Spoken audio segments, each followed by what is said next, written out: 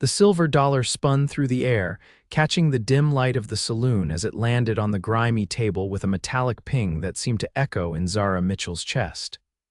She knew what that sound meant. She had been sold again, Colorado Territory, 1875. The mining town of Silver Creek was supposed to be her fresh start after fleeing an arranged marriage back east. Instead, she found herself in debt to the owner of the Rusty Nail Saloon, a man whose patience had finally run out. "Deal's done," growled Morris, the saloon owner, as he scooped up the coin. "She's yours for the night, Harlow." His tobacco-stained fingers counted out the change from a pouch, sliding it across to the weathered miner who just purchased her company. Zara clutched her threadbare shawl tighter around her shoulders. The thin fabric offered little protection against the October chill, but it was all she had left from her former life. At 22, she'd seen enough hardship to last several lifetimes. "I ain't paying for no statue," Harlow slurred, grabbing her wrist with calloused fingers. "Let's go, girl." Zara's eyes darted desperately around the saloon.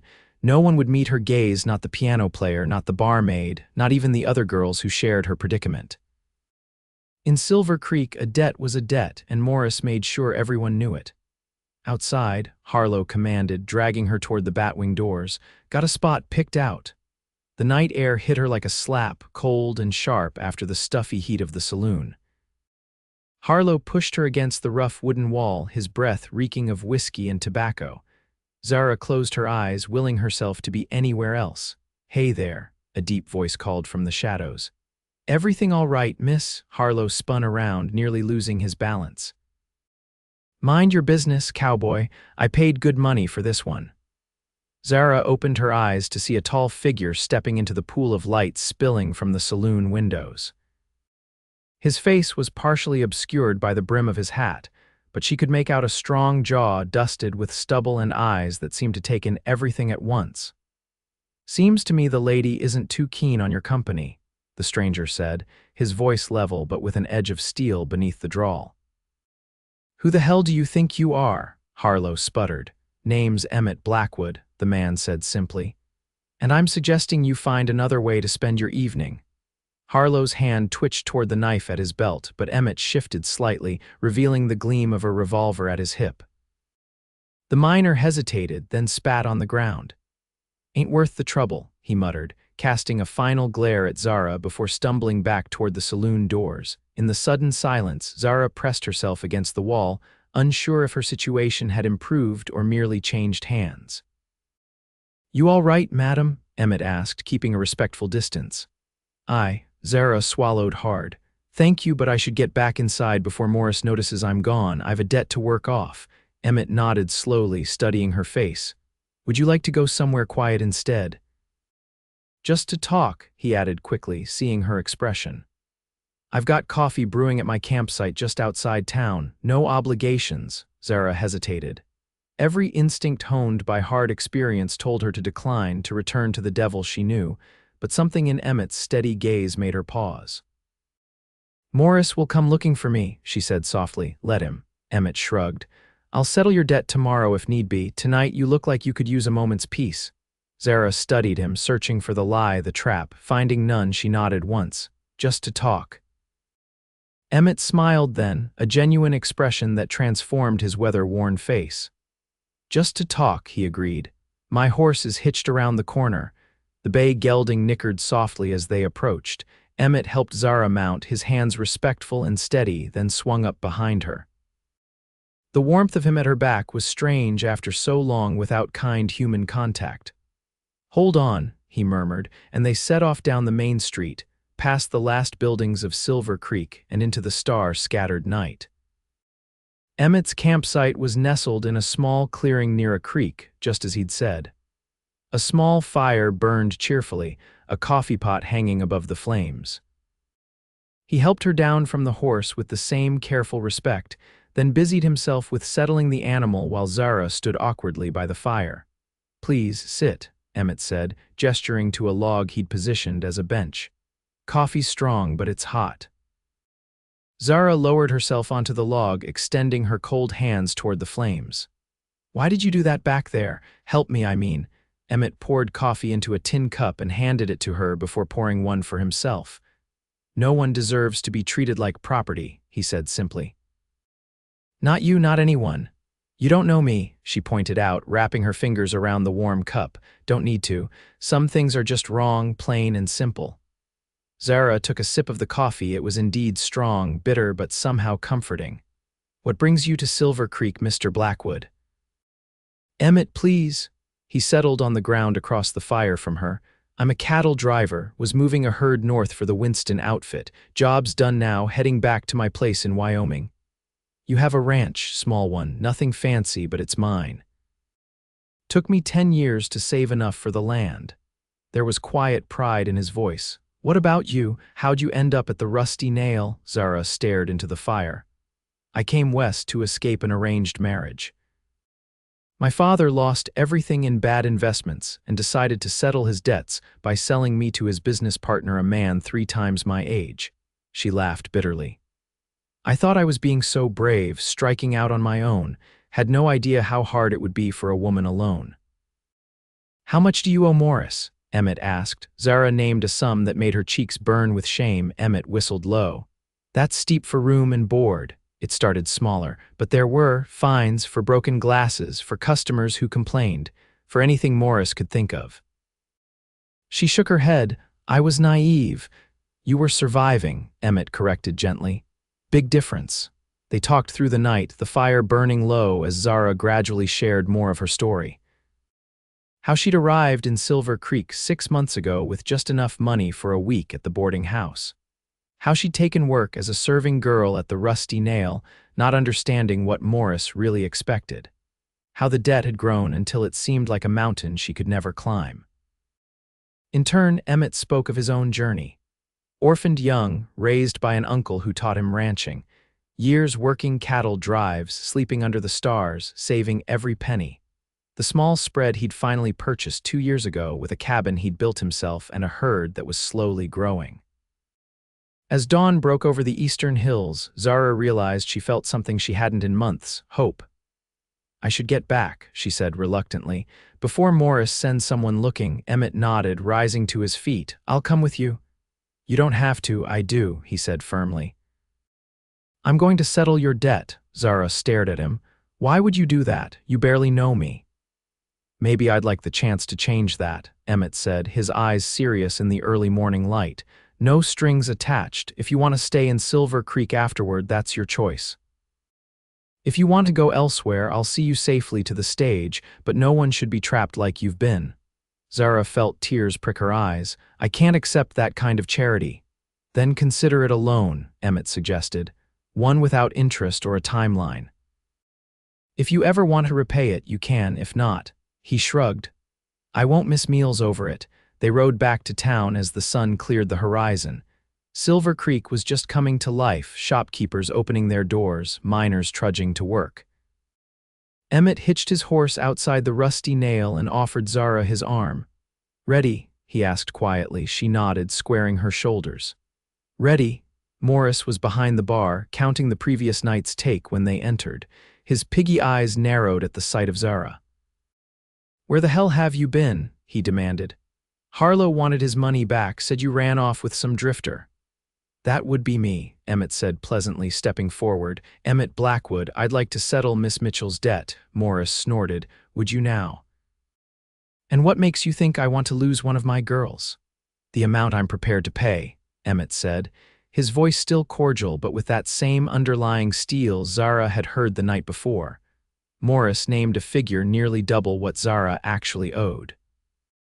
Without blinking, Emmett pulled out a leather wallet and counted out the bills.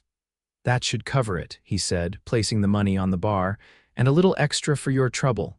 Morris looked from the money to Emmett, then to Zara. His expression was calculating. "Fine," he said at last, sweeping the bills into his hand. "She's all yours, but don't come crying when she runs off with your money, too." "Miss Mitchell is free to go wherever she chooses," Emmett replied evenly. "I'm just settling her accounts." Zara felt a strange lightness as they stepped back into the morning sunshine. Free, she was free. "Thank you," she said, the words wholly inadequate for what Emmett had done. "Don't mention it." He smiled down at her. What will you do now? Zara looked around the dusty main street of Silver Creek at the town that had become her prison. I don't know, she admitted. I don't have much in the way of prospects. My offer stands, Emmett said. I can see you to the stage depot, give you enough to make a fresh start somewhere new. Zara studied him, this strange cowboy who had shown her more kindness in one night than she'd experienced in months. Where are you headed? North, like I said, back to Wyoming. It's a 3-week ride, give or take. Would you? Zara hesitated, then found her courage. Would you mind company? Just as far as the next big town where I might find decent work. Emmett's smile widened. I'd welcome it, but you should know what you're getting into. Trail life isn't easy, especially as winter's coming on. I'm tougher than I look, Zara said, finding herself smiling back. That, said Emmett, I don't doubt for a second. They left Silver Creek that same day, after Zara collected her few belongings from the room above the saloon. Emmett purchased supplies at the general store, an extra blanket, warm gloves for Zara, provisions to last the journey. By noon, the town was disappearing behind them as they rode north. The first days on the trail were an education for Zara. Emmett was patient, teaching her how to make camp, how to read the weather, how to ride properly instead of just sitting on the horse. They fell into an easy rhythm, riding by day, making camp at dusk, sharing stories by the fire. 1 week into their journey, they encountered a fierce storm that forced them to seek shelter in an abandoned trapper's cabin. Rain hammered the roof as they huddled inside, the small space bringing them closer than they'd been before. How'd you learn all this? Zara asked, watching as Emmett coaxed a fire to life in the cabin's small stone hearth. Surviving out here, I mean.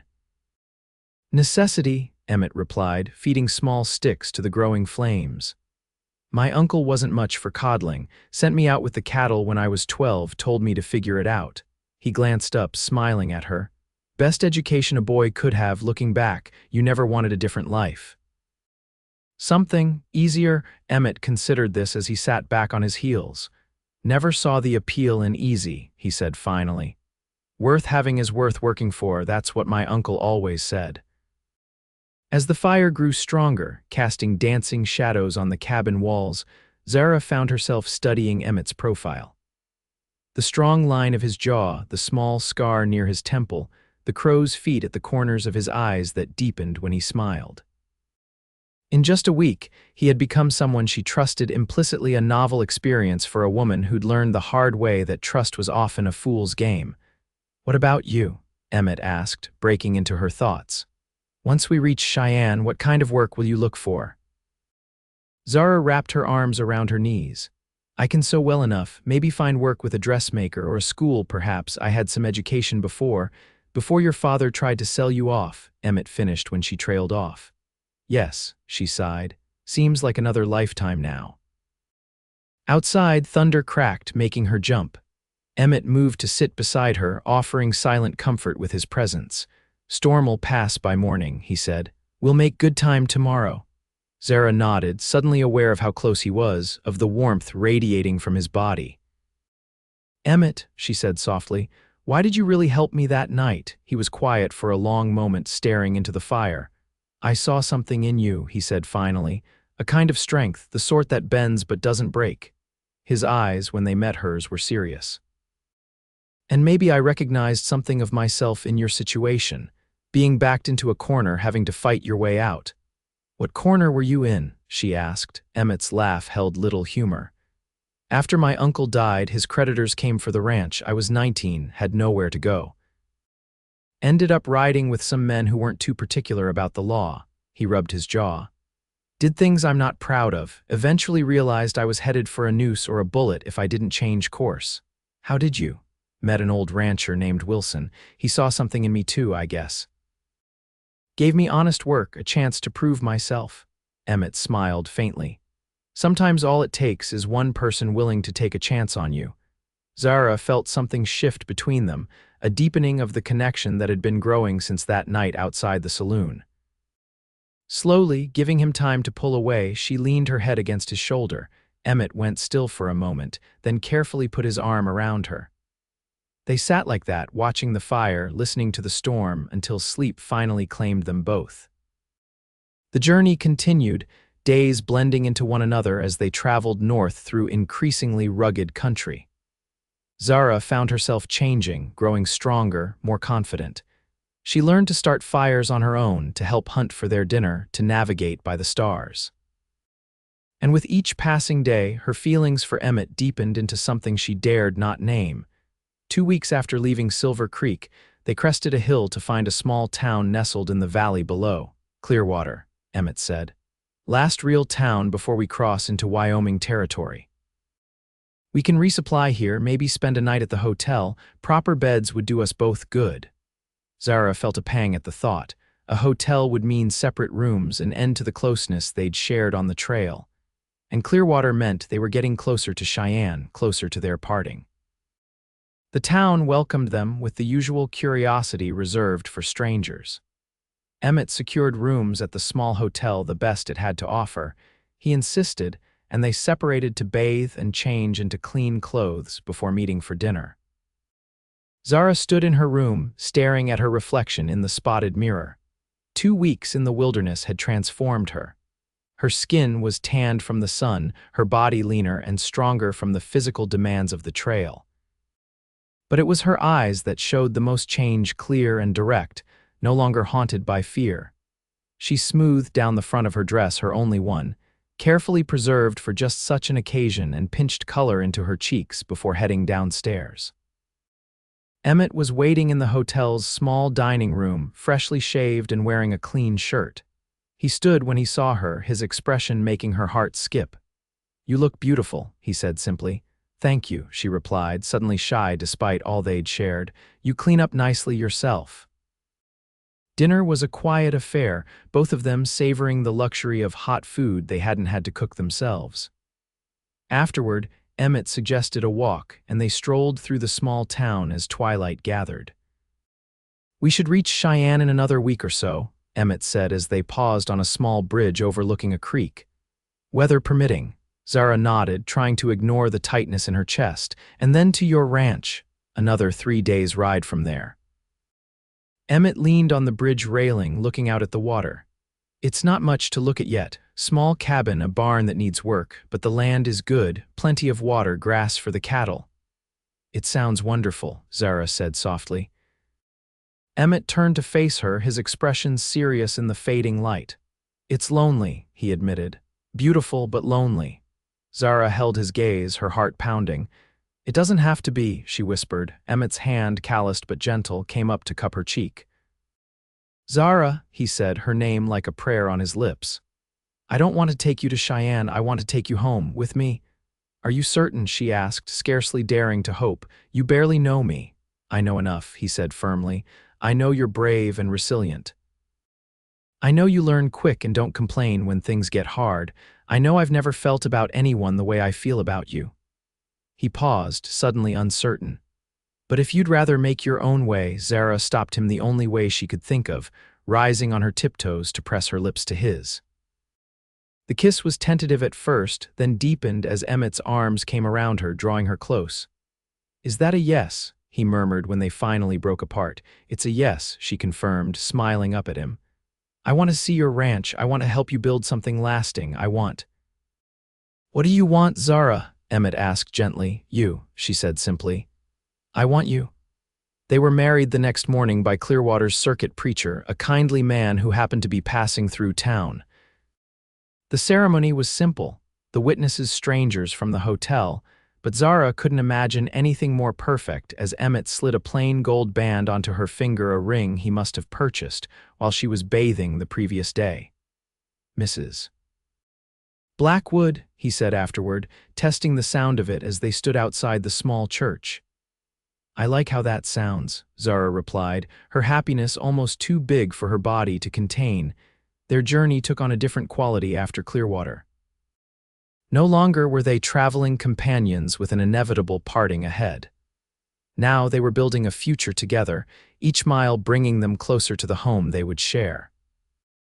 Emmett told her more about the ranch, the improvements he hoped to make, the herd he was slowly building, the neighbors who lived a half-day's ride away. Zara shared her own dreams, a garden, perhaps children someday, making the cabin into a true home. They crossed into Wyoming territory as the first snows began to dust the higher elevations. The landscape grew wilder, more rugged, but also more beautiful. Vast open spaces stretched to the horizon, punctuated by dramatic rock formations and stands of pine. "Almost there," Emmett said one morning as they broke camp. "Should see the ranch by sunset tomorrow." That night, as they lay together beneath their blankets, stars scattered like diamonds above them, Zara traced the lines of Emmett's face with gentle fingers. "Are you afraid?" he asked quietly. "Of what's ahead?" Zara considered the question seriously. "Not afraid," she decided. "Nervous, maybe. I want to be good at this, being a rancher's wife, making a home in the wilderness." "You will be," Emmett said with certainty, "but we'll figure it out together, whatever comes." "Together," Zara echoed, liking the sound of the word. True to Emmett's prediction, they crested a rise the following evening to see a small cabin nestled in a valley below, a creek winding through rich grassland, cattle dotting the distance. "There it is," Emmett said, pride evident in his voice. Blackwood Ranch. Zara took in the sight, the sturdy cabin with smoke curling from its chimney, the barn to one side, corrals, the vast expanse of land that stretched in all directions. It wasn't grand, but it was solid, real, a place where they could build a life. "Someone's there," she noted, pointing to the thin column of smoke. "That'll be Eduardo," Emmett explained. "Works for me part-time, keeps an eye on things when I'm away. Good man." They rode down into the valley as the sun began to set, painting the landscape in gold and amber. As they approached the cabin, a stocky man with a salt and pepper beard emerged, raising a hand in greeting. "Welcome back, boss," he called. "Wasn't expecting you for another week. Made good time," Emmett replied, dismounting and helping Zara down. "Eduardo, I'd like you to meet my wife, Zara." Eduardo's weathered face split into a wide grin. "Wife? Well now, that's news worth celebrating. Welcome to Blackwood Ranch, Mrs. Blackwood." "Thank you," Zara said, suddenly shy. "It's lovely to meet you." "Eduardo's been keeping the place in order," Emmett explained as they walked toward the cabin. "He lives in a small place over the ridge, comes by a few times a week." "Daily since you've been gone," Eduardo corrected. "But now you're back, and with a bride, I'll leave you two to settle in. There's stew on the stove, and I stocked the pantry yesterday." After the older man had taken his leave, promising to return in a few days, Emmett led Zara to the cabin door.